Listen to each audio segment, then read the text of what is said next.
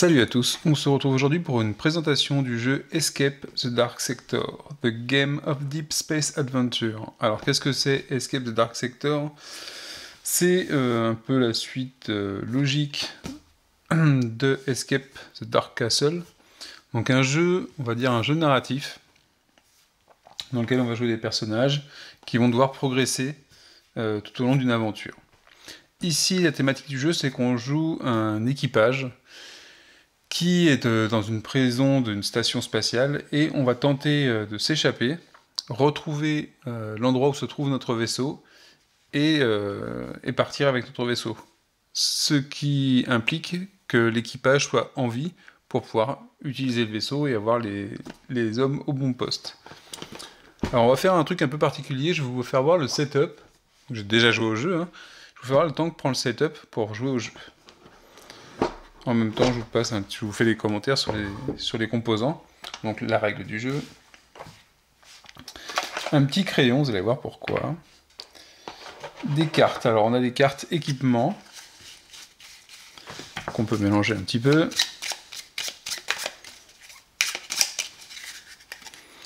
Qu'on va mettre ici. Les dés, on va les répartir en différentes choses. Alors les dés, on va avoir les dés qu'on appelle de personnages. On va avoir les dés de chapitre. Ici. Chaque section de notre aventure va être un chapitre. Enfin, chaque étape de notre aventure va être un chapitre. Ici, on a les dés de tir. Ici, on va avoir les dés de munitions. Des tirs, on en a encore. Les dés de munitions. On a trois types de munitions. On a les balles, les dés... Alors ça, c'est les dés d'énergie. Ici, les balles. Et on va se retrouver aussi avec des dés d'explosifs. Donc ce sont des dés blancs tous, hein, mais ils sont de trois types différents. Donc on les utilise pour différentes armes. Hop, hop.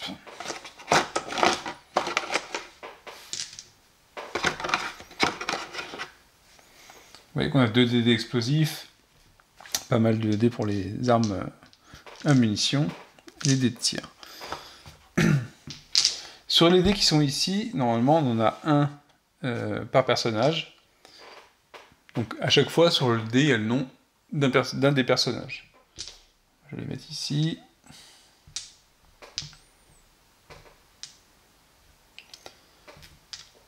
Hop, et hop.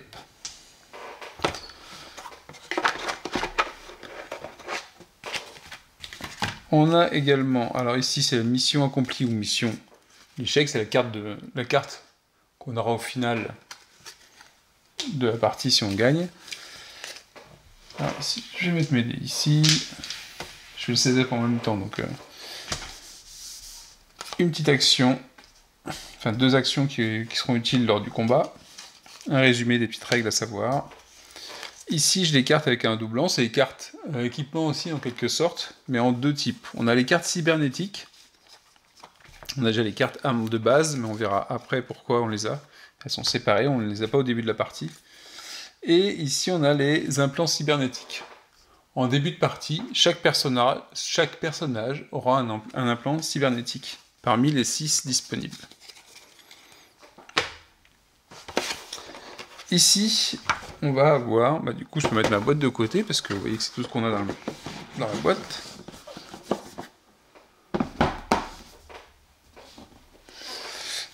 Ici, on va avoir, pour chaque personnage,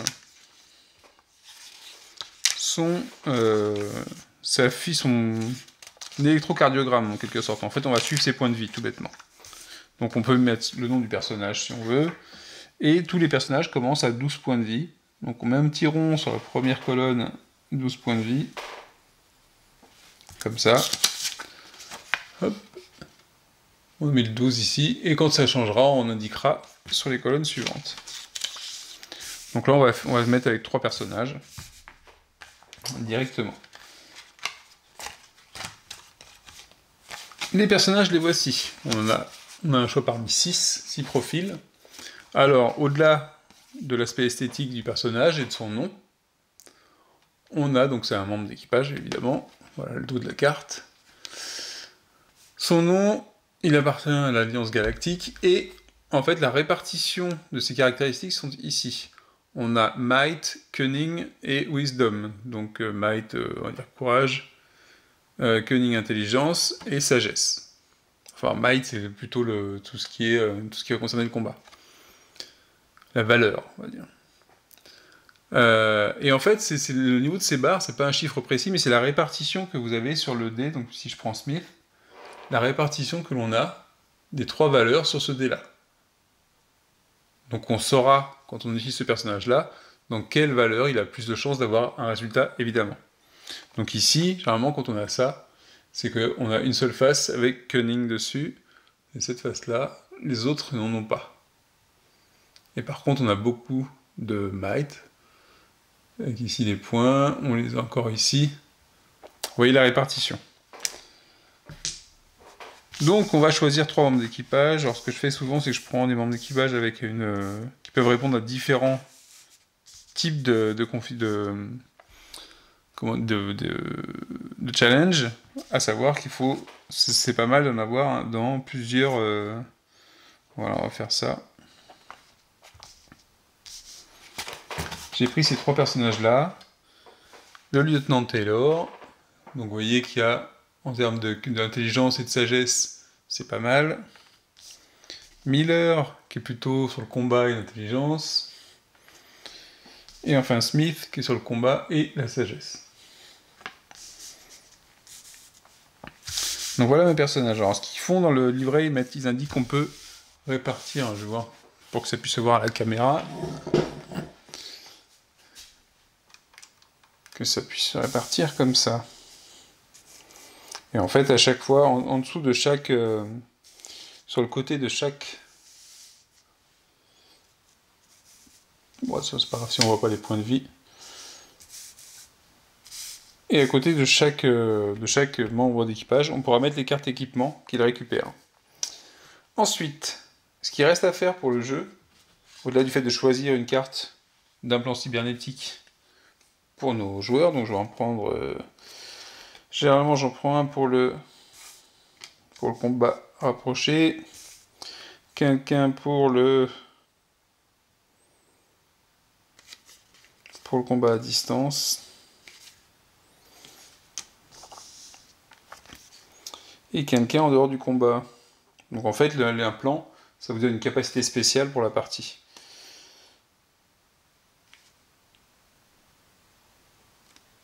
On va prendre ça. Voilà, les autres cartes d'implant, je les mets de côté. Et donc au final, on va créer le scénario. Alors le scénario, comment il se crée? On commence par choisir une carte de boss. Vous voyez que j'ai 5 cartes de boss, c'est la porte du hangar où devrait se trouver notre vaisseau, parce que c'est le finish. Donc on en choisit un au hasard, et on le place ici.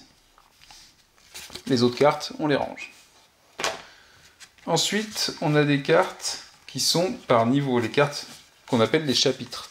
Chaque carte, comme ça, va représenter un chapitre. Ici, ce sont des cartes de niveau 1, j'ai qu'un seul point. Ensuite, j'ai des cartes de niveau 2, avec 2 points, et oui. Et ensuite, des cartes de niveau 3 avec 3 points. Donc, puisqu'ici c'est la fin, on va d'abord mettre des cartes de niveau 3. Donc, je les mélange un petit peu, et j'en mets 4. Je mets 4 cartes de niveau, pour chacun des niveaux. 3 et 4. Hop, les autres cartes sont mises de côté. On fait pareil avec le niveau 2. 1, 2, 3, 4. Et pareil avec le niveau 1.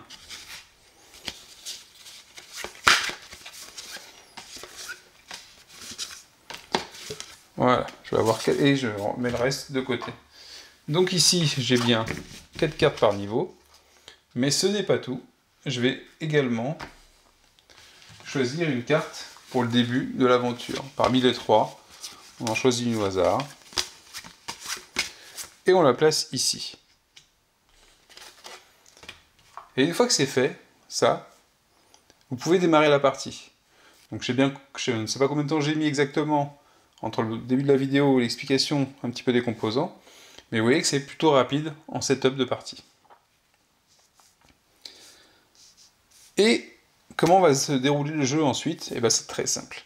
Donc ça on a dit que c'est des cartes de chapitres, et vous voyez qu'il y a un certain nombre de chapitres avant d'arriver au chapitre final qui est l'affrontement contre le boss.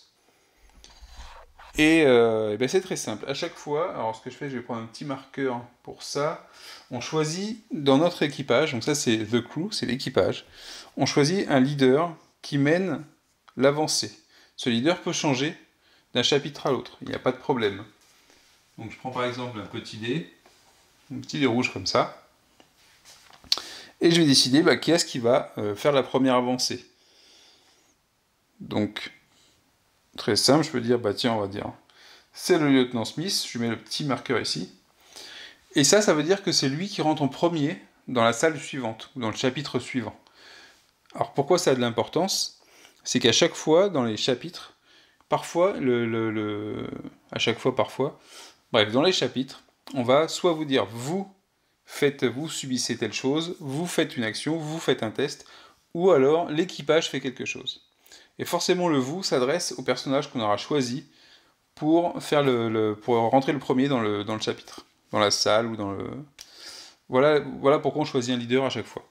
Ce leader, entre les chapitres, peut être changé. Alors comment ça va se passer? C'est très simple, on tourne les pages comme les pages d'un livre, et on place ici, et on lit le texte. Donc le texte, il va être différent à chaque fois, puisqu'à chaque fois, il y a 3 cartes de départ différentes. L'aventure sera donc différente, telle qu'au bout d'un moment, on connaîtra les cartes, mais c'est pas très grave. On lit le texte, on suit ce qui est indiqué dessus, et à la fin, généralement, surtout sur la première carte, on nous dit qu'on tourne le premier chapitre maintenant. Donc ici, si je vous fais un petit résumé de ce qu'il y a comme histoire, après des semaines de détention confinée dans le bloc, confiné dans le bloc de détention plutôt, vous réussissez à vous libérer de votre cellule. Alors, à l'extérieur, des lampes clignotent par intermittence, et la puanteur des lasers qui ont été tirés récemment s'échappe dans l'air. À côté d'un garde étalé, abattu plutôt, il y a un casier à armes qui a été ouvert. Vous en profitez pour prendre les armes qui sont dedans. Donc là, à ce moment-là, on peut répartir, on pioche les armes de départ qui sont ici, et on les donne à chaque personnage. Donc je vais mettre celle-là, celle-là et celle-là. Et on va les découvrir. Donc pour le lieutenant Taylor, on a un ray gun. Après on va voir sur le détail. Un autre ray gun pour le lieutenant Miller. Et un slug pistol pour le lieutenant Smith. Donc une arme, comment ça se passe? Justement, on en a 2 différentes. Vous voyez qu'il y a son dessin, son explication. Ça indique ici si c'est une arme à distance. Là, c'est ranged weapon, donc c'est une arme de tir à distance. Et ici, vous avez le type de munition. Et le type de munition indique soit un type avec une balle, soit un type avec un autre symbole. Et ça pourrait être aussi le type avec l'explosif, si jamais c'est une autre arme. Donc à ce moment-là, quand on récupère une arme de toute façon, ce qu'on fait, c'est qu'on récupère les dés qui vont avec. Ici, on nous indique combien il y a de munitions dedans. Donc je vais prendre un dé avec une balle dessus. Ce sont ce genre de dés. À droite, le fire rate. Ça veut dire qu'à chaque fois que je vais tirer, je vais faire une action de tir, je vais pouvoir dépenser ça en munitions. Donc là, ici, un seul. Et ici, c'est les effets pour les symboles qui sont dessus. Donc cet effet-là indique que je vais faire deux tirs, enfin 2 touches. Et celui-là, que mon arme s'enraye. Donc je place le dé dessus, de quelle que soit la face, hein, c'est pas important. Ici, c'est pareil pour cette arme-là, sauf que c'est une arme d'un type différent, donc un autre type de munition. Pareil pour le rang de tir ici. Et l'effet ici, par contre, c'est que on a un risque d'échauffement de l'arme Donc ça nous fera quand même une touche, ça vaut pour une touche, mais ça nous fera un point de dégâts, parce que l'arme a surchauffé. Et pour le dernier, la même type d'arme, donc c'est aussi une arme à rayon. Donc là on est pareil, on a récupéré nos armes de départ et on a passé le premier chapitre. On passe donc, on décide d'un leader, on pourrait très bien changer, et on va commencer la première, on rentre, on découvre la première chose. La première chose qu'on voit, c'est ça.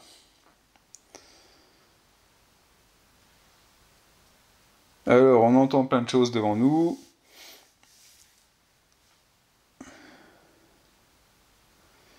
Et d'accord, en fait, on entendait des tirs et des bruits. Et avant qu'on puisse réagir, il y a un autre coup de feu. Et on reçoit une balle dans l'épaule. Donc, vous voyez, là, il s'adresse... Enfin, c'est marqué directement « Before you ». Donc, en fait, il s'adresse au leader de l'expédition à ce moment-là. Donc, nous, on a choisi le lieutenant Smith. Donc, c'est lui qui se prend la balle dans l'épaule. Et là, il y a marqué, on perd 2 HP, donc 2 hit points. Ça veut dire que sur ma fiche, sur mon medical record ici, je vais indiquer ici que j'ai perdu, je passe à 10, hop, et vous voyez qu'on va dessiner comme ça un petit électrocardiogramme, ou presque, enfin, dans ce style-là. Donc c'est ça. Et là, et on suit exactement ce qui est marqué sur la carte. Donc là, j'ai perdu 2 points de vie. Quand le silence tombe, vous avancez devant pour tomber sur le corps d'un homme. Et ses blessures, ses dernières blessures, c'est sa blessure fatale finalement, le coup fatal qui l'a tué, est toujours en train est encore chaud, ou fume encore. Un contrat a été rempli, une prime bientôt récupérée. Il n'y a pas de trace de l'assassin. Donc vous menez l'équipage pour une recherche rapide des équipements de valeur. Et là, il y a marqué « Piocher 2 cartes d'équipement ». 2 cartes d'équipement, on les prend ici, on les regarde et on les répartit dans le groupe comme on veut. Donc j'en viens à l'inventaire des personnages. Donc ici, on a une grenade à fragmentation qui nous permet de défausser la carte pour lancer la grenade. Ça compte comme une action de tir, mais on lance pas de dés. Vous verrez, pour l'action de tir, on va lancer des dés quand on y viendra. On lance un dé d'explosif, donc les dés de munitions explosives, c'est ceux-là. Et on applique le résultat. Donc c'est indiqué que si on a cet effet-là, ça fait une touche comme ça, plus un point de dégâts. Plus on perd un point de dégâts. Et ici, il n'y a pas d'effet parce qu'on rate.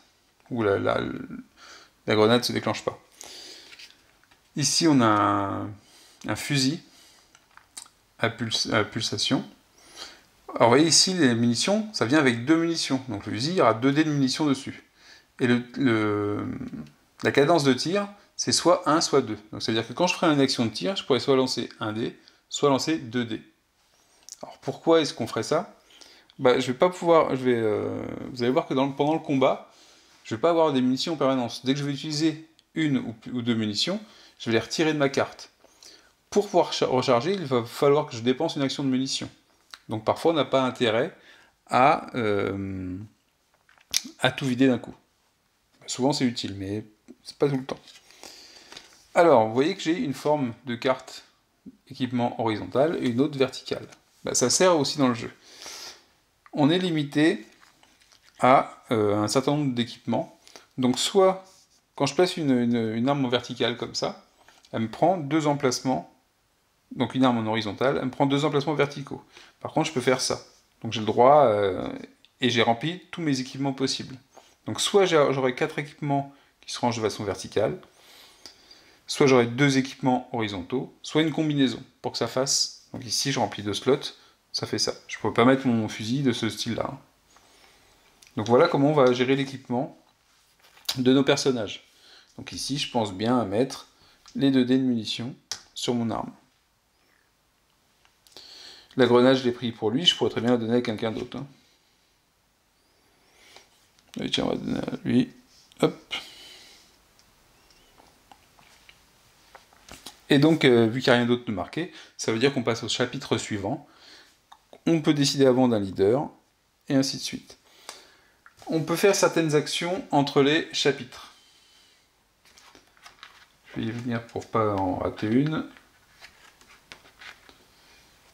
Alors, entre deux cartes chapitres, quel que soit ce qui s'est passé dans le chapitre, sauf contre-indication d'une carte,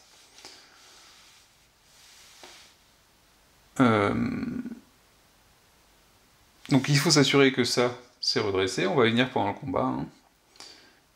Et à ce moment-là, on peut utiliser un équipement de l'inventaire, par exemple quelque chose pour se soigner, ou alors on peut s'échanger des équipements,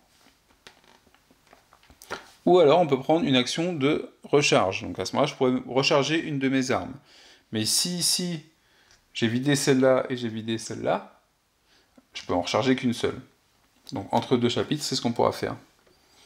Mais en plus, l'action de reload, de rechargement de l'arme, elle pourra avoir lieu pendant le combat. Au détriment d'une action, par contre. Enfin, en payant une action. Donc ici, on a la configuration où on passe au chapitre suivant. Je vais garder mon leader comme ça. Et on tourne la carte. Voilà, le comité d'accueil. On se cogne, parce qu'on se précipite et on rencontre, en fait, on tombe sur une patrouille de garde. Ils ouvrent immédiatement le feu. Donc là, il faut qu'on jette tout de suite, donc c'est you, là, je vais vous faire voir, hein, où est-ce que c'est marqué, you, must roll 2 hit dice. Les hit dice, les dés touches, c'est cela. Donc ça veut dire que de base, je vais me prendre, voilà, je prends 2 blessures. Donc là, mon personnage, il se reprend 2 blessures, à nouveau, sans ma fiche ici. Je vais redescendre de 2 blessures.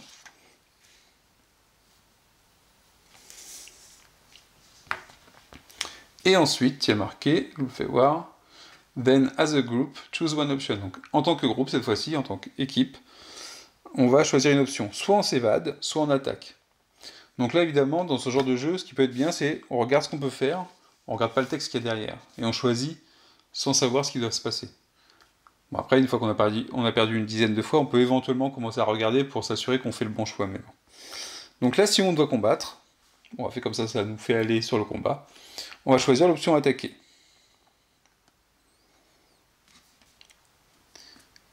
Et donc le combat va commencer. Alors le combat, comment ça se passe? Déjà on va analyser la carte de l'ennemi, des deux gardes, de la patrouille de garde. Ici, il y a leur point de vie. Donc les points de vie, vous avez les symboles qui correspondent aux symboles finalement qu'on a sur nos dés de personnages, que j'ai pas mis sur mes fiches d'ailleurs, que j'aurais dû faire. Donc j'avais Miller qui est là, ça doit être Smith, et Taylor, il est là. Je leur remets les dés sur les cartes. Donc c'est ce qu'on aura ici. Et ça, ce sont les dés, par contre, ce qu'on appelle les dés de chapitre. Donc, qui ont les mêmes symboles que sur les dés des personnages. Alors, celui-là, de symbole, on ne l'a pas. En fait, à quoi ça correspond? Ça veut dire qu'on lance un nombre de dés de chapitre autant qu'il y a de personnages. J'ai 3 personnages, je vais lancer 3 dés de chapitre qui vont venir s'ajouter. Ça veut dire que les personnages, les gardes là, ici, ils auront 6 points de vie. Je vais les mettre dans le bon ordre, comme ça on sait ce qu'il y a en might et autres. Ensuite, sur la carte, qu'est-ce qu'il y a d'autre comme information? Cette information-là, c'est le nombre de cartes équipement qu'on pourra piocher une fois qu'on sera débarrassé des gardes. Donc pour l'instant, c'est pas le cas. Ici, leurs dégâts, les dégâts qu'ils font, quand ils font une touche, en tir à distance. Et les dégâts qu'ils font, quand ils font des dégâts au corps à corps. Donc on va voir comment se passe le combat. L'information ici, c'est quoi? C'est qu'en fonction du type de munition, vous voyez qu'une balle, ça fait 2 dégâts. Un éclair, une munition d'énergie, ça fait un seul dégât. Et une explosion, 2 dégâts. Donc là, on aura tout intérêt à leur tirer dessus avec des balles, éventuellement. Le combat, il y a 2 types de combats. Vous avez le combat au contact, le combat rapproché, et le combat à distance. Ça se déroule de 2 manières différentes. Le combat à distance, c'est simple. Alors déjà, il faut, avant de commencer le combat, dire qui fait du combat à distance, qui fait du combat au corps à corps. Sachant que si on veut faire du combat une fois qu'on sera passé en combat au corps à corps, je ne pourrai plus revenir en arrière, je ne pourrai plus refaire du combat à distance. C'est soit je décide dès le départ de faire du combat à distance, et ensuite je peux passer au corps à corps, soit je passe au corps à corps tout de suite, mais je ne pourrai pas revenir et faire de la distance, parce qu'on sera rapproché du groupe d'ennemis, et donc à ce moment-là, impossible de repartir à distance. Donc le combat à distance, comment ça se passe? Je choisis par exemple pour mon personnage une arme, je prends les munitions que j'ai envie d'utiliser. Donc en fonction de ma cadence de tir, je peux prendre une ou deux munitions, admettons que je prenne deux. Et quand je tire, je prends également à chaque fois un dé de tir de l'ennemi finalement. Et je vais lancer ces dés-là. Et ces dés-là vont me donner le résultat de mon action. Pas immédiatement, on va attendre que tout le monde ait lancé ses dés, et on va appliquer les résultats dans l'ordre que l'on veut. Donc ici, j'ai fait quoi? J'ai fait 2 énergies, et un tir ennemi qui a touché. Donc je le mets sur l'arme ici. Elle a une arme, elle va l'utiliser aussi. Donc là, on a tous décidé de faire une attaque à distance. Et elle aussi, même si on n'est pas super équipé. Et ensuite, on choisit de résoudre. Donc si je décide de commencer par elle, j'ai personne qui a des munitions en type de balle. Ah si, j'aurais peut-être dû utiliser ça en fait. Oui, j'étais mauvais sur ce coup-là. C'est pas grave. Donc 2 touches de type énergie. Les touches de type énergie, elles ne font que 1 dégât sur les soldats. Donc j'ai le droit de lui retirer 2 dégâts. Mais par contre, je me prends 1 dégât à distance. Donc je retire 1 point de vie encore. Au lieutenant Smith. Et je défausse mes munitions, elles ne sont plus sur mon arme. Pour les récupérer, il faudra que je fasse une action de rechargement. Ensuite, ici, on a encore une touche d'énergie et une touche pour nous. Donc on perd un point de vie, elle est à 11. Le lieutenant Miller, il est à 11. Et on a refait encore un dégât. Et idem pour la dernière, un truc d'énergie, donc ça fait que 1 dégât. Et un dégât dans la mouille, on est à 11 également. Et là, on peut choisir de faire un deuxième round à distance ou de passer en corps à corps. Alors, passer en corps à corps, parce qu'on peut le faire. Là, je serai dans le jeu normalement. Je ferai une autre action, je pense, de tir à. Je le ferai tirer lui à distance. Parce qu'il y a une chance qu'il n'y ait qu'une seule munition qu'il fasse 2 touches. Mais on va le faire autrement. On va le faire au corps à corps. Au corps à corps, comment ça se passe? On lance ce dé-là. Et vous voyez que sur le dé, j'ai les différents symboles que je retrouve sur ces dés ici. Donc je lance le dé. Alors, normalement, je peux même plus le faire en simultané. Mais je vais mettre ces deux-là en attaque. Et lui, je vais décider de faire une action où il va rester caché. Il va rien faire. Ou il va même recharger son arme. Donc elle va faire une action de recharge de l'arme. Et eux deux, ils attaquent. Donc je lance leur dé d'attaque. Et voilà ce que j'obtiens. Donc Smith, il obtient 1 point comme ça. Et Miller, les 2 points dans un bouclier. Alors ça veut dire quoi le bouclier? Et ça veut dire quoi les points? Donc ici, potentiellement, Miller, tout seul, il élimine les gardes. Et, en principe, enfin, déjà, il se prendrait pas de dégâts, parce qu'il resterait plus de dés ici. Mais s'il restait des dés, il devrait se prendre 2 dégâts, qui sont les dégâts du corps à corps indiqués ici. Mais puisque le symbole est entouré d'un bouclier, ce qui est le cas, il ne prend pas de dégâts. En fait, il y a toute sa défense qui joue, et il ne se prend pas de dégâts. Donc c'est le cas de Smith. Si je joue ce dé-là, Smith, il élimine 1 point de dégâts. Il reste encore un dé, donc il se prend les dégâts de corps à corps. Donc dans une situation comme ça, ce qu'on fait, c'est que je vais faire jouer Miller en premier. Comme ça, il élimine les 2 dés des gardes restants. et le combat se termine. Et à partir du moment où le combat se termine, je vais pouvoir fouiller un peu les cadavres et prendre 2 cartes équipement. Donc je tire 2 cartes équipement. Ici on a trouvé quoi? On a trouvé une chronobombe et des rations qui nous permettent de nous soigner. Donc, par exemple des rations, il a pris beaucoup lui, et la bombe ici. Et voilà comment ça va se dérouler. Une fois que c'est fait, bah c'est pareil, je peux encore choisir, on peut faire l'action, avant de passer au chapitre suivant, de recharger. Donc je peux recharger cette arme-là par exemple. Ici elle avait déjà rechargé, et ici il faudrait qu'on recharge, je vais partir les dés, mais on recharge aussi cette arme-là. À ce moment-là, ils ont tous fait une recharge. Donc j'aurais pu faire ça, ou ne pas recharger son arme à elle, et prendre la ration pour utiliser l'équipement. Donc c'est un choix, on a toujours le choix de ce qu'on peut faire. Et là, on peut passer au chapitre suivant. Alors, ce dont je n'ai pas parlé, c'est les 2 actions qui sont ici. Quand on fait un combat, on a les choix d'actions, donc on a le tir, le combat au corps à corps, donc c'est le combat. Et on a aussi l'action pour passer sur le côté, flank, ou activer le drone médical. Quand on fait ça, donc c'est à la place de tirer par exemple, je vais pouvoir placer mon dé dessus, on place son dé d'équipage, qui est le dé qu'on a ajouté ici, sur la carte. Pareil pour le drone. Et ensuite, que je dis pas de bêtises,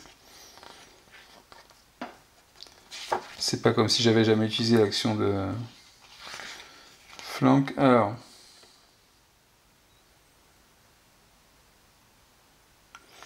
et en fait, l'action de flank, c'est quoi? Ça permet donc c'est comme si on contournait le groupe, et ça permet de prendre l'action de tir avant l'action de combat normale. Donc en fait, ça veut dire que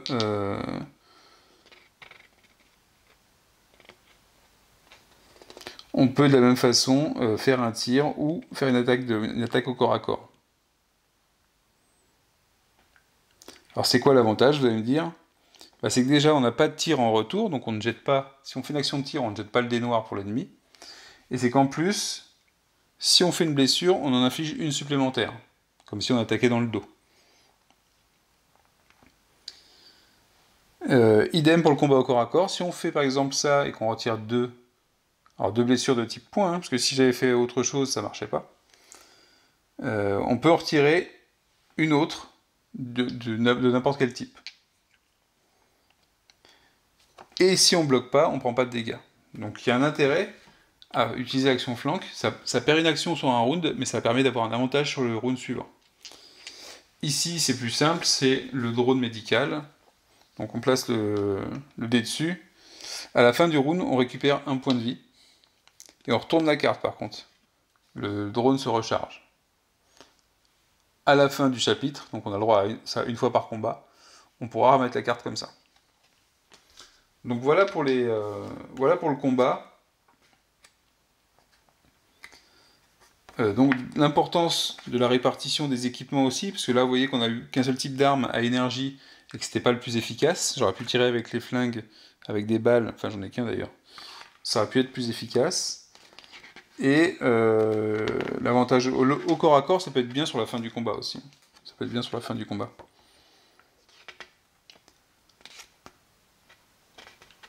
Donc au niveau des actions qu'on peut faire pendant le combat, au-delà du tir et du combat à main nue, enfin du combat, on peut recharger une arme, activer le drone, donc c'est ce qu'on a vu ici, faire le flank, donc passer sur les côtés,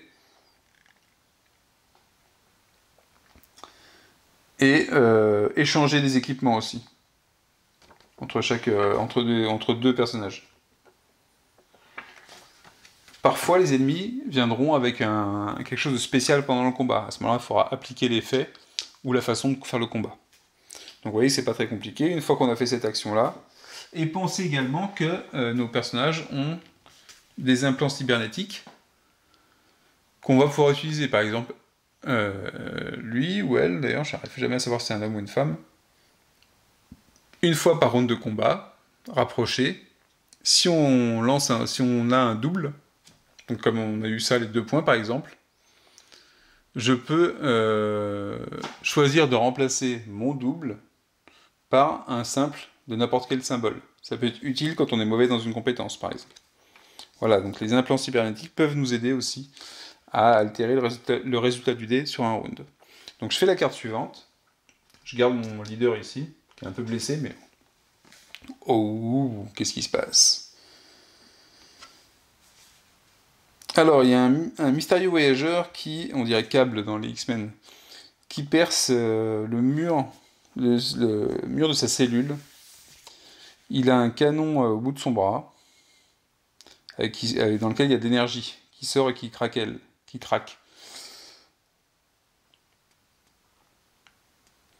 Donc il nous scanne et il vérifie notre niveau de menace.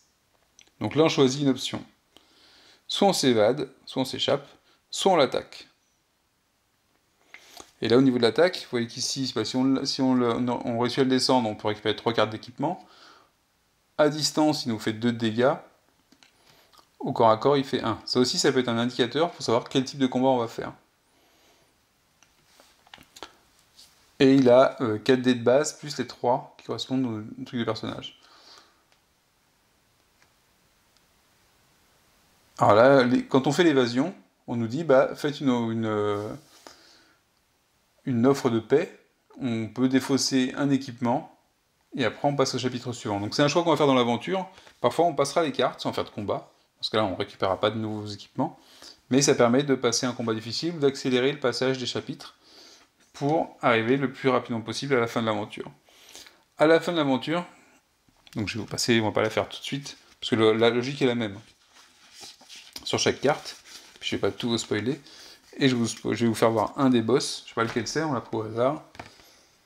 Voilà, ici on a Cérébon, donc ça veut dire qu'on va arriver, c'est marqué ici, si nos senseurs sont corrects, on est juste derrière la porte où il y a d'autres vaisseaux derrière. Et évidemment, on tombe sur le boss, donc. Et on a ces caractéristiques de combat. Vous voyez qu'ici, il faut plutôt, pour lui faire 1 de dégâts, il faut 2 balles. Pour faire... ou 2 énergies. Et par contre, avec une explosion, on lui en fait 1 aussi. Combat spécial. C'est même quand on est en combat rapproché, il faut lancer un dé noir, là, le dé de tir.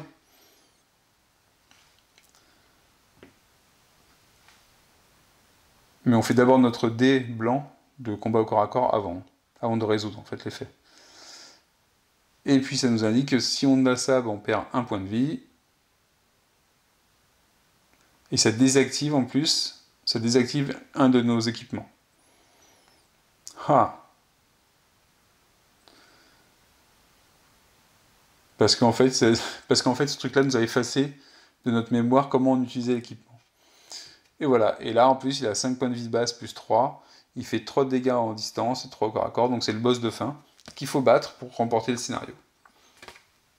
Donc voilà, c'est comme ça que ça se joue, Dark Sector, et c'est pas mal du tout. En fait ça nous fait une petite aventure, c'est pas le jeu du siècle, mais par contre je trouve que c'est pas mal fait parce qu'il y a quand même du gameplay, en termes de gestion des équipements, en termes de choix, comment aborder un combat. Parfois, les combats, on ne pourra pas choisir si c'est du corps à corps ou la distance. Parfois, c'est la carte qui va nous indiquer, ah là, vous êtes dans cette situation-là, ce sera forcément un combat au corps à corps. Ou alors, celui qui rentre en premier doit faire un combat au corps à corps, ensuite le groupe peut choisir. Donc ça va être vraiment différent, plus les options tactiques pour passer sur le côté, faire un petit délai et prendre le risque d'attendre un petit peu, mais de passer outre, ça peut être sympa. On peut décider de se mettre à couvert avec un des personnages pour pas lui faire prendre de risques, et c'est les 2 autres qui vont tirer et prendre le risque. Il faut au minimum qu'il y ait un des personnages qui combatte, évidemment. Voilà, et c'est pas mal fait. En plus, en termes de rejouabilité, vous voyez que là, on a pris, pour un chapitre, les 4 cartes pour chaque niveau. On a tout ça comme carte, donc il y a vraiment de quoi faire des aventures différentes à chaque fois, parce que la combinaison est assez énorme. En termes de boss, on va en avoir que 5 en tout. On ne saura jamais sur lequel on va tomber. Mais il y a une grosse rejouabilité, sachant que j'imagine qu'ils vont faire comme pour Dark Castle, plusieurs extensions. Donc ça peut être sympa en termes de rejouabilité aussi. Et on a vraiment l'impression de gérer un équipage avec l'équipement et l'équipement que pour combattre hein, et pour s'échapper, puisque c'est le but de l'équipage. Donc c'est vraiment une chouette découverte. Je sais pas trop à quoi m'attendre. J'ai peur que ce soit seulement narratif et plutôt party game ou seulement le côté narratif sympa. Je crois que c'est le cas de Dark Castle. Il faudrait que j'étudie, savoir si c'est intéressant de le prendre, Dark Castle. Mais en tout cas, bonne surprise pour moi. Bon jeu, un jeu à sortir, ça se met en place rapidement, ça se termine plutôt rapidement aussi, hein, une fois qu'on a passé les cartes ou qu'on est mort avant. Et donc je le recommande pour tous ceux qui veulent un jeu qui se joue en solo, hein, ça joue aussi en coop. Chaque joueur a un personnage, c'est plus facile à gérer. Et en plus c'est peut-être plus sympa autour de la table aussi. Et réellement une bonne trouvaille que ce Escape, ce Dark Sector. Bah, je vous le recommande si vous aimez, si vous cherchez un petit jeu qui se joue en solo, si vous n'êtes pas réfractaire à l'anglais. Hein. La partie narration, elle est pas compliquée. Hein. La lecture, elle est pas compliquée. Et les règles sont vite apprises. Et c'est très sympa. Moi, j'aime beaucoup. Donc, c'était Escape de Dark Sector. Sur ce, à la prochaine. Ciao, ciao.